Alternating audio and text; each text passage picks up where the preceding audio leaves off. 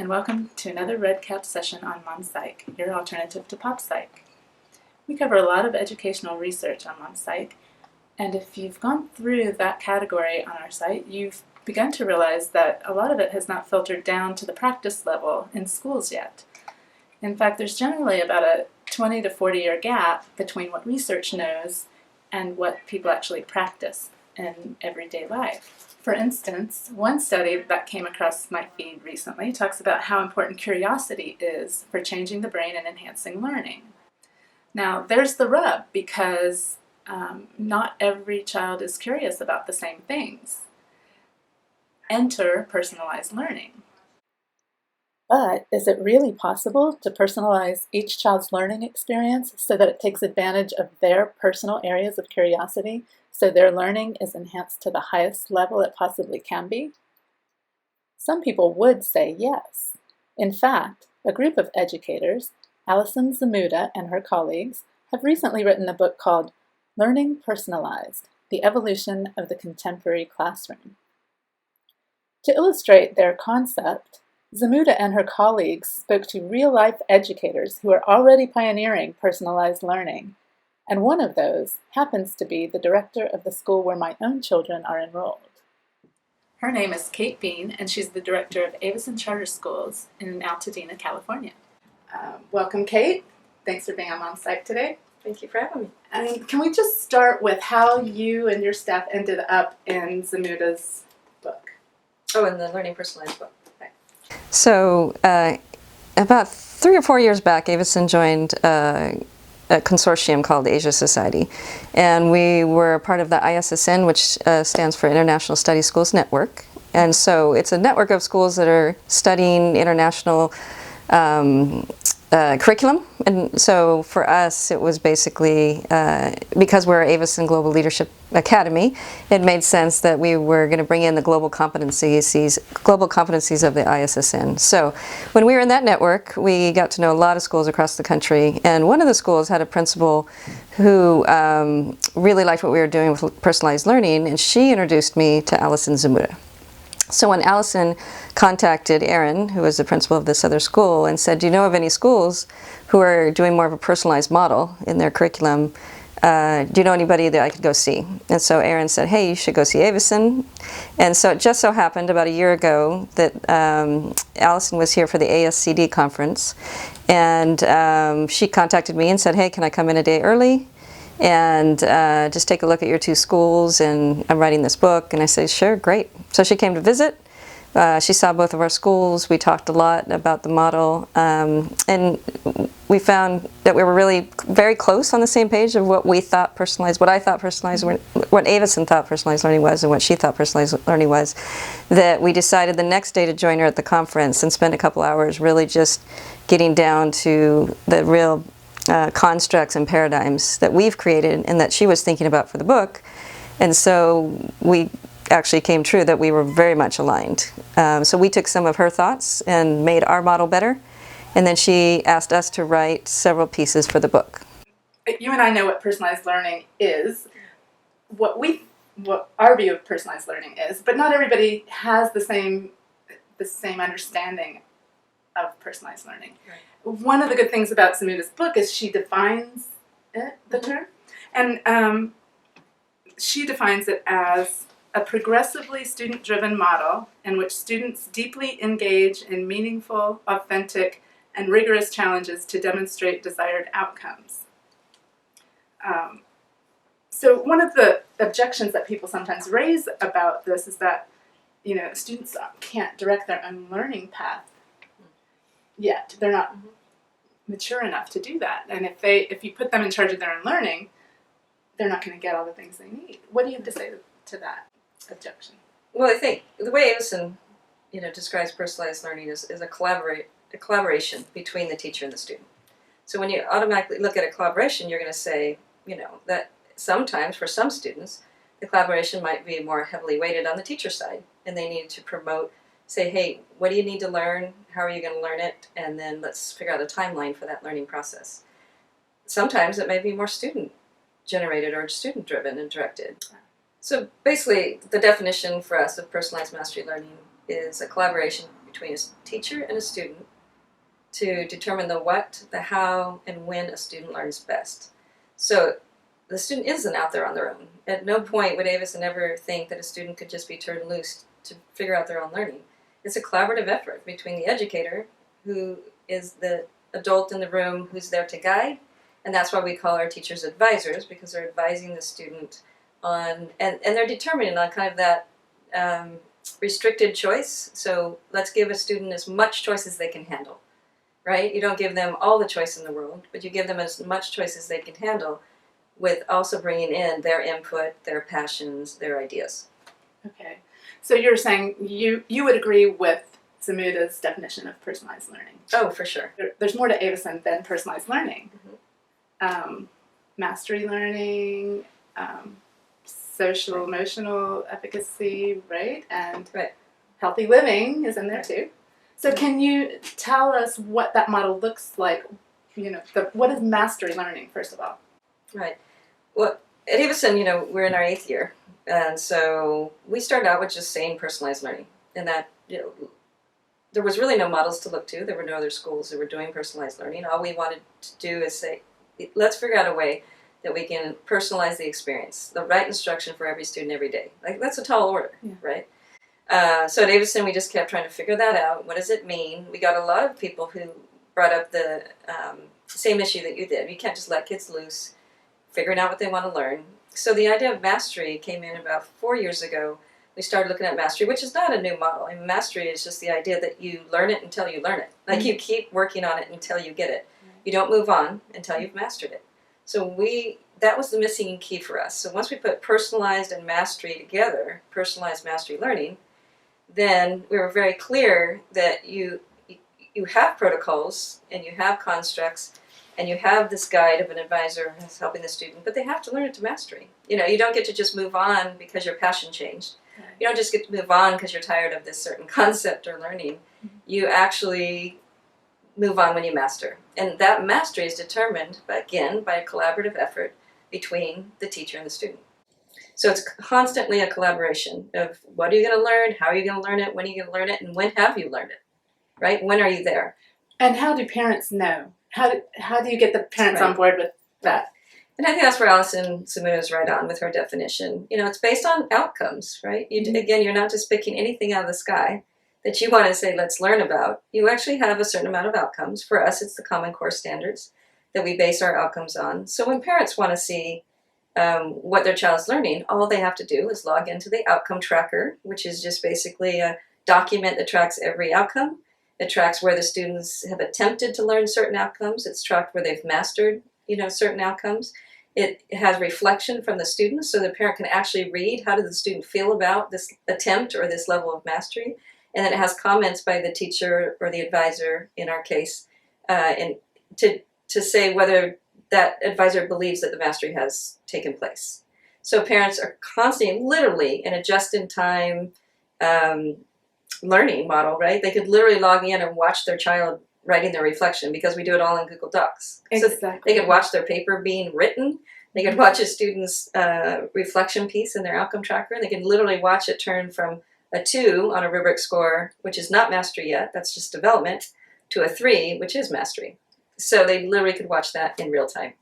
And what happens if, let's say you get to the end of the school year and maybe the student doesn't have enough outcomes to show mastery? That's a big question. At Avison, we feel like it's just unacceptable to fail a course. And we think a D and F in a traditional model is failure. You could get a D and pass, but colleges won't accept that credit. So a D or an F really is a fail. So for us, it's just not an option. You have to show mastery to an A, B, or C level. Now, if you haven't met that in the scheduled timeline of schools, which is by the end of a semester, because we have to live within the typical timelines, then we call it in progress. It's a not yet. It doesn't mean that you have to retake this whole course over. All you have to do is find the outcomes that you still have not mastered, and you have to master them. So kids get in progresses until they can turn those into an A, B, or C. And even when they've gotten an A, B, or C, kids can have a rough freshman year in high school, but if later they want to get their grades up, they can go back and change an A, B, or, not change the A, hopefully, but they can change a B or C and bring that up because it's about mastery and it's about personalized. So it shouldn't meet arbitrary timelines of freshman semester 1. Oh, you didn't get it? Traditional schools, you didn't get it? We're moving on? You got to take that course, the whole course again in summer school. That's just ridiculous to us. Yes. Like, just finish the outcomes that you haven't mastered. And so for us, it's just a matter of keeping kids moving along at that pace, the optimal pace, right? They can't, take too long because you got to keep them moving along. We'd like them to finish in the 4-year span of high school, but at their own mastery level. And is this a concept that's accepted by parents very easily? Is this accepted by teachers easily? Probably no to both. Originally at Avison, it was difficult, and I think I mentioned in the book, we were naive, as we'd been educators for a long time and consultants, but kind of thought, oh, personalized learning. Who would not want their kid to get the right instruction, for them every day? Of course, we all want that, and it sounds like a good soundbite, but how do you actually do it? And when it means giving up what you've known traditionally about education, it's a little harder. As a parent, they've got to give up that the student is not going to be at the same pace. They've got to give up a comparison from their child to other kids in the class. They've got to give up a standardized approach to teaching, and it's not easy for parents. Our parents, had a lot of faith early on that we were going to keep trying at Avison to make sure we figured out how to do personalized learning. And now I think, we're still a lot of room for growth, but I think we have a very clear understanding now on how to do personalized mastery learning. Now on the educator side, expect any school that's going to try to do this, you may see some teacher turnover early on, right? Because some teachers just aren't comfortable in a model where they're teaching the student rather than their course. Does that make sense? You're teaching the student, not the course. And you have to tailor it to that individual student. Exactly. You can't just go, here's the material I took on board to teach. And, exactly. Yeah. The traditional school model was it came out in the Industrial Revolution, and it was tied to the assembly line. Each teacher just pours in a little bit to each kid's head, and by the time they come out at the end, they should look like identical little packages and have everything they need to know to be successful in life. Yeah. The traditional model. Yeah. They've had it themselves with their own schooling. Sometimes their teacher preparation program has reinforced that you're the content expert. In the room, you're the expert in the room. You're the sage on the stage. You know all the sayings, right? But you're the person who's going to deliver this to the students, right? You're going to make sure they learn it by your delivery. And so this is a total flip. Personalized learning is starting with the student first and figuring out what they need. Again, that collaborative effort on the what, the how, and the when they learn best.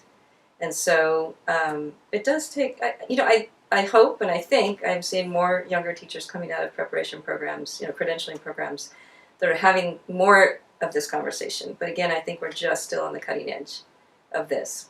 So as of yet, there maybe isn't a place for teachers to go to learn this kind of teaching.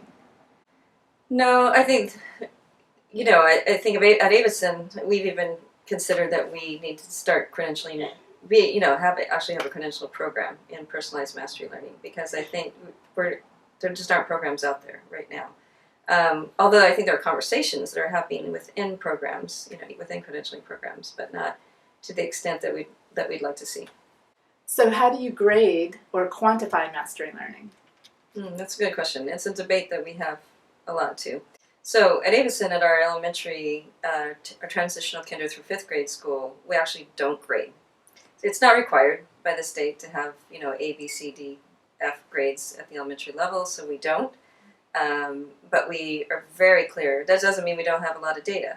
So when you look at the mastery learning portfolio, the type of work the kids are doing, when we look at other benchmark assessments and their reading ability and their math ability, and of course we compare that to national averages and grade level equivalents. So there's lots and lots of data at Avison. We're just not going to put an arbitrary symbol of a grade on top of that. Now when it comes to the middle school, at Avison Global Leadership Academy, grading is somewhat like a ladder in the fact that it's been told to us, of course, that and by colleges and the state, that we would like to see this kind of grades, meaning, are you working your way up the ladder to what they would say, I guess, is proficiency as an A. Well, proficient as a C, but beyond proficiency as an A. But for us, we say, okay, we need to use the same ladder. But when it comes to mastery, that's an individual conversation based on each outcome that a student's working on.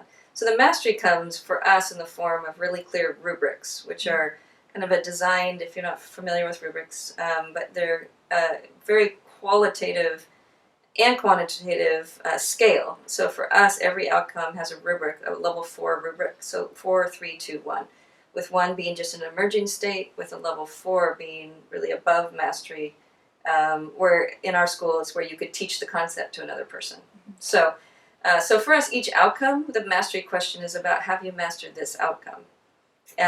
When we look at grades, now that for us at Avison, that's done at the end of the semester. But it's really just a kind of summative view of all of these outcomes and what you worked on.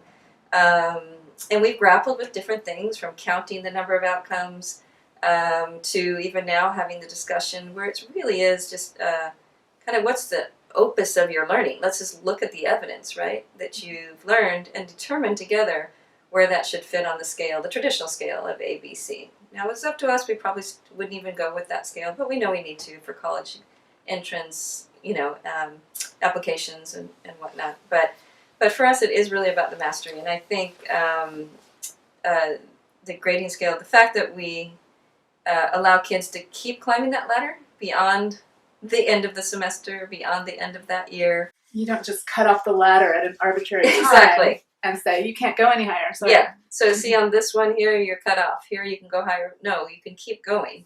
So what does social leadership look like on a teaching level, like for a student?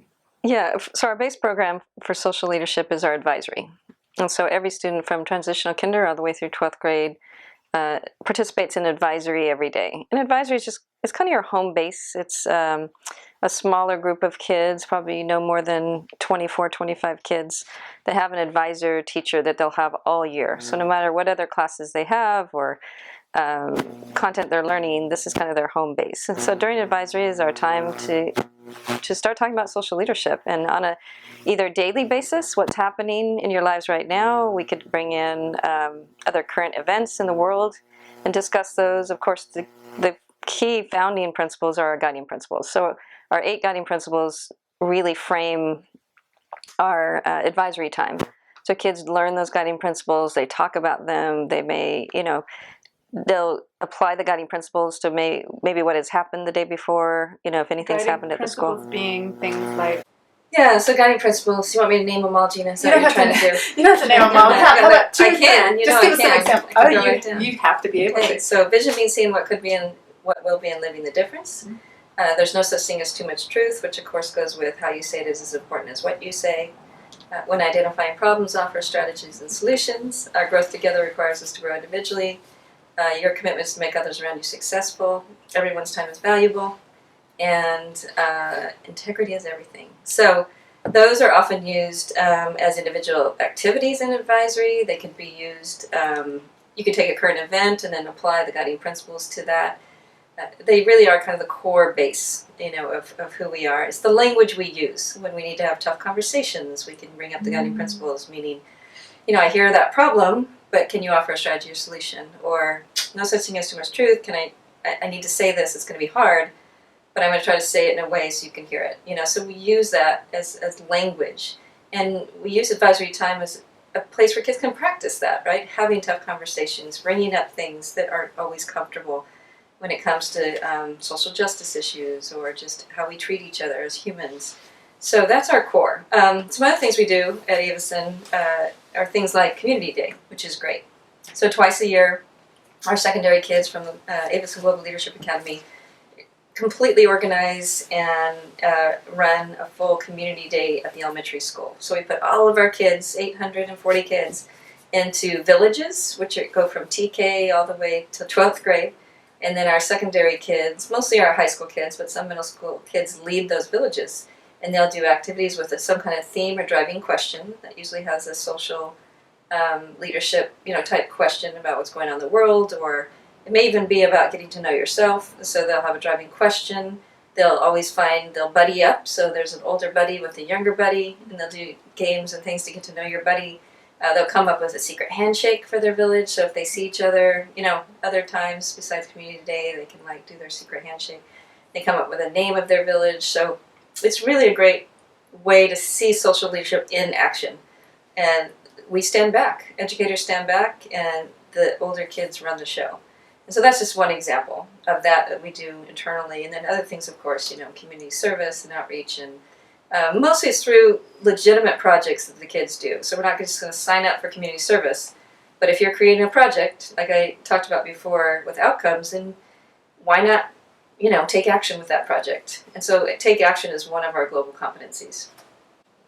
So do you see this model catching on, even if it's not in the full Avison picture with the healthy living and everything, but do you see this personalized learning model catching on? And even mastery learning with it? Right. Well, I do. I mean, I think, at Avison we never set out just to open charter schools, 2 charter schools. In fact, we didn't even know there were going to be charters in the beginning. We just wanted to create schools. We weren't sure what that looked like. It could have been a pilot school or a magnet school or, something else. Charter gave us the opportunity to have a little more freedom to create our curriculum and control our budget and who we hired and our professional development. So it worked for us. But I think any school, anywhere, could start incorporating a more personalized mastery learning model. Not easy, because it's not always the most efficient or the most economical way to do it, and so we'd have to have a real mind shift, I think, with either districts and or schools and or teachers to do things differently. But I think it's heading that way. I can't imagine going back. It's like the standards movement, in the early 90s, right? So there were a lot of problems with the standards-based movement, that we're going to have these standards across the board, and states had different ones, and national or not. Now we're to Common Core, which are more standardized, use the right word. But at the same time, you can't go backwards. You can't say there's a standard and now there'll be no standards. They'll never go away. The idea that there has to be a standard that we're all meeting is good. I think that's the same thing with personalized learning. Once you have enough schools, as we start getting more people on board, personalizing the learning for a student, how do you go back from that? How do you say, no, let's put kids back in a setting where they're all getting the same lesson at the same time, whether they need it or not? How do you can't go backwards when you're talking about the right instruction for every student every day. So it's really the how piece. I don't think we're going to go backwards on why we should do it and that we should do it. The question is how. And so are there other ways to do it? Sure. I mean, I think, again, Avison does it the way we do it. But I think there are other ways to do it, but there's some key components that have to be there. And I think Allison has hit them, right on that hits the nail on the head. And she gives a lot of good examples in there. And I think those are just some examples. And I think there are many, many more that you could do. That just the use of technology alone we won't go backwards with technology. And personalized learning, utilizing technology for personalized learning is the reason why you can do it really well. I'm not saying you'd have to absolutely do it, but in a setting where we can't afford a one-to-one teacher for every student, technology is a key part of it. So the idea of blended learning, which is a big buzzword right now, blended learning. And all that means when they're saying blended learning is using technology in a way to engage kids on learning while another adult in the room, the teacher, can work with kids, a smaller group of kids, to pinpoint and to prescribe their learning. So blended learning is just a buzzword for, I think, personalized learning, if done well. But blended learning always means, you think blended would mean types of learning, but really it always means technology. Okay. In the way it's being used now. But I think blended learning just dovetails directly into why would you do blended learning? Why would you use technology? Oh, so we can personalize the experience both on the technology for a student and or when I have the small group or a few kids with me as the teacher. So I think we're on our way. Yeah. It's just, we need a lot more examples of it. And how about spreading this around? Yeah, that, again, two goals with Avison. One was to provide really great choice and for students in this area, in the Pasadena area, a great choice of personalized learning, if that's what parents are looking for. But our second charge is to figure out how to help other schools, no matter where they are, private, public, charter, pilot, magnet, learn how to personalize the experience for those students. And so it is time, and you're right, this is time for us to start inviting people to come and see us. And this is where I think we're different too. I don't think we can go out and provide a lecture on personalized learning and people are going to change. I don't think it's traditional teaching, a traditional professional development where you're just sitting in a room doing a whole group training. It's going to be a personalized professional development experience. Each teacher needs a personalized professional development experience in order to learn how to do personalized learning for their student. So a lot of new ideas are coming around with badging now, where competency-based professional development. So as you learn how to do personalized learning, let's say an example, establishing relevance is a key component of personalized mastery learning. When a teacher can learn how to establish relevance with multiple types of learners, that's a competency. It's their own outcome. Mm-hmm. So when they can do that, we've talked this badging system where I know it sounds silly because like Girl Scouts and badging, but it's really It works, and also can you put some compensation with that. Mm-hmm. So when you become a master, right, back to mastery learning, if you can master building relevancy, then you should have some compensation with that. So at Avison, that's what we're doing. We're looking at how we've started this. Well, we've always been fairly personalized with our professional development, but we're really ramping that up now. It's never a one-size-fits-all for teacher training. It has to be personalized. And then when you reach certain competencies, then you should be compensated, I think, and awarded and rewarded for hitting that. So that's a whole other area. Yeah. But it just fits like hand in glove. How can teachers do it for their kids if it's not happening for them? Exactly. Right. And if there's no credentialing program for this model yet, Exactly. it seems like somebody needs to step up. Yeah. And right. Yeah. And that's the next conversation at Avison is how can we, again, identifying problems and offer strategies and solutions, how can we be a solution to that? And I think we can take this personalized professional development model. We want people to come see us. We want people to, the apprentice model. How did we lose that in education? Or maybe we never had it, but I would think, why don't you have an apprentice working right alongside a master teacher? They call that student teaching, but for us, it's what about teachers that are already teachers, but they want to learn a new skill, like personalized mastery learning, or relevancy, or differentiated assessment? Well, come see how it's done. Spend time right next to a master teacher doing it. Talk to kids, work with them, and then go back to your school and then try it out. And then we'll stay in touch virtually. We can coach teachers virtually. There's so much now we can do with technology. The professional development should look completely different than it has in the past. the apprentice model is one that actually was the traditional model before the Industrial Revolution, right? So, Correct. So Yeah, that's how right? everybody learned a trade or learned what they were going to do. Even if it wasn't a formal apprenticeship, they were working on the farm with dad or mom or, Right, and I think that's the same thing for teachers. And again, we've had the student teaching model, but that's kind of a crash course, right? And you're not matching the apprentice up with a teacher who's doing the type of teaching that new teacher is going to go do. Usually, you're just putting them with a teacher who does it their way, and they learn. But I'm saying, if you are a school that literally says we'd like to personalize learning more, then send your teachers to a school that's doing it. Right, do an apprentice with a school that is doing it and learning and being honest about what works, what doesn't work, that sort of thing. So for us at Avison, we're going into a phase right now where we need to capture more data, on why is it working, because that'll be the question. Are they getting higher test scores? Do we see attendance go up? And those are all questions that we have the data. But even at Avison, we need to do a better job of putting that together in a story of why personalized mastery learning works. What do we see that's different about our students in a wide range, not just test scores, although those will be important. Why, A, are we doing personalized mastery learning to the extent we should be doing it? And B, is it working? After almost 8 years of honing your model and dealing with the challenges and learning and changing and growing, what advice would you give to other schools who are trying to do this? I think they have to see it. I mean, I really, want them to search out. And clearly, we're not the only school doing it, or there are some schools where certain teachers are doing it. classrooms may be doing it, or a small school within a school of a larger school might be doing a more personalized approach, or definitely blended learning. Again, that's a great place to start. A lot of schools, or there's charter schools built on blended learning.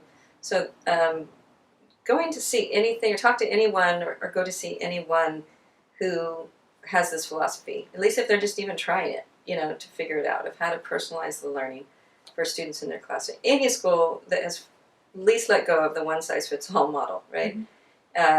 Who's doing very little whole group instruction. Because every time you do a whole group lesson, you have to ask yourself, does every student need this right now? And there are times, like if we're all getting ready to go on a field trip and you all need to hear this, then that's a great legitimate reason to have a whole group, either lesson or message. But I think if they can talk to other educators or go to schools where they're saying we've got to at least break that mold. If we can at least break that mold of the same lesson for every student at the same time, then they might be in certain gradations of personalized learning. So, I don't know at school level, you have to have a leader who is, very strong, on board, and has the support of their district, or if they're a charter school, they have the support of their board, for a whole school-wide change. And there's so much I could go into from leader to leader, how to coach someone on this change, and the trials and tribulations that we had, and the wins and the losses we had. So for a teacher, if they just ask themselves a question every day, does every student need the lesson I'm providing right now? If they just started there, and if the answer is no, then how can I start to differentiate that? How can I get the students in front of me who do need this lesson, and then while they're with me, how can I provide some other type of instruction through either technology or through, there's other types of technology you could use to make sure when kids aren't with me, are they getting a prescriptive enough learning experience? So just that question. Now the whole next level, though, is that collaboration to say, what are you interested in? How do you learn? Now that's a little further down the line of personalized learning. Initially, though, just answering the question of what does everyone need to learn right now, and do they all need the same thing? And if the answer is no, figure some other ways out to do it. Does that make sense? So that first step you're talking about is something that even a public school would have the flexibility Absolutely. to do. But as you get further down the line, you might need more flexibility. Of time, space, and resources, Right. Yes. And that's often what we don't have in traditional larger systems. It's a little more rigid. The time schedule is rigid. You might be told exactly when you have to teach what during your day, what room you have to do it in, how many kids you'll have, which kids you'll have. So without the flexibility of time, space, and resources, it may be difficult to go full on into what what the book describes and what we call personalized mastery learning. But I think you could still start with just some really key questions about who's in your room, how do they learn, right? And what do they need at any given time, right? So we could start there, and then you could, build on top of that. So why a charter school? What gives a charter school its flexibility? And is it, as some parents sometimes think, is it an exclusive type of learning environment? Well, to answer about charter schools, you kind of have to go back to the original vision of why charter schools, in general. They started out, Minnesota was the first state to have charters, and then California, of course, adopted its charter school law in 1992. So the original idea was, there's several reasons for charters to exist, but I think, again, the two main ones that we adhere to it is offering choice, and so that the idea of choice and competition brings everybody up. And so charters are supposed to do that. They're supposed to offer choice in certain areas and districts for kids to have maybe something that fits them better than the traditional model. But secondly, and I think most importantly, they're supposed to be labs. They're supposed to be learning labs for education. What's next? The research and development of education should be happening in charter schools. Say if a charter school looks exactly like the public school down the street, I don't think there's a need for that school. I think we're supposed to be different, and we're supposed to try things. We're supposed to fail. We're supposed to fail fast and fail often. Sorry about your kids.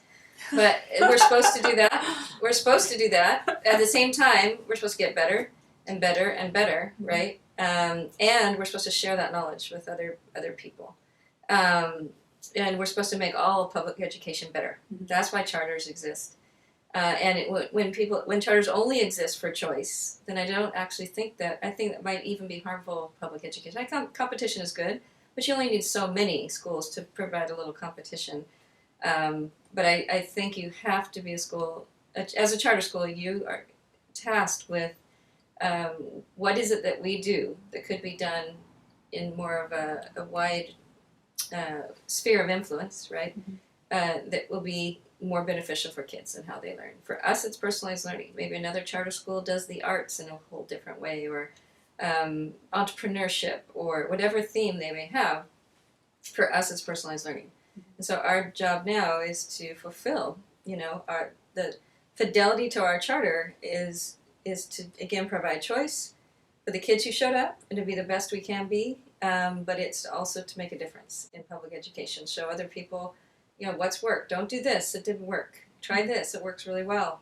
Here's our data. Pushing the envelope. We're supposed to. Trying new things. Exactly. And So that doesn't is- mean everybody should be charter. That not every, the whole nation shouldn't go charter. That's not the point of charters. And maybe that could get to the point where there's a saturation piece. As far as the research and development piece, I don't know.